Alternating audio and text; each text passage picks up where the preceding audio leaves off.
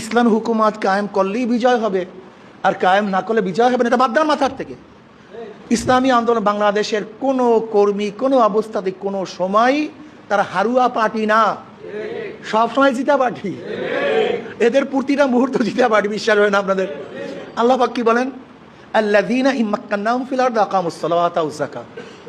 আমি এদেরকে, এরা এমন এক জাতি, আমি যদি তাদেরকে ক্ষমতা দিতাম, এরা ক্ষমতার মালিক হইতো, তাহলে কাজটা করতো কি? তারা প্রথম নামাজ কায়েম করতো, যাকাত আদায় করতো। তাহলে ইসলামী হুকুমাত যদি প্রতিষ্ঠিত হয়, তা প্রথম কাজ কি ভাই? জোরে বলেন। যাকাত আদায় করো, আমরু বিল মারুফ ওয়া নাহি আনিল মুনকার, সৎ কাজের আদেশ, অসৎ কাজ থেকে মানুষকে বিরত রাখা, এইটাই আমাদের কাজ।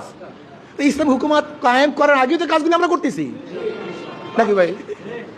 যেটা মূল কাজ, সেই কাজটা তো আমরা করতেছি। ইসলামী আন্দোলন বাংলাদেশ শুধু নিছক ক্ষমতা কেন্দ্রিক কোনো সংগঠনের নাম নয়, এটা ভালোভাবে মাথার মধ্যে রাখবেন। ইসলামী আন্দোলন বাংলাদেশ নিছক শুধু ক্ষমতা অর্জন, ক্ষমতায় যাওয়ার কোনো সংগঠনের নাম নয়। ইসলামী আন্দোলন বাংলাদেশের কাজটাকে কু আনফুসাকুম ওয়া আহলিকুম নার, নিজে বাঁচো আর একজনকে বাঁচাও, নিজে নামাজ পড়ো আর একজনকে নামাজ পড়ো, নিজে রোজা রাখো আর একজনকে রোজা রাখাও, নিজে ইবাদত করো আর একজনকে ইবাদত করাও, ইসলামের জন্য লড়ো আর একজনকে লড়াবার জন্য উদ্বুদ্ধ করো।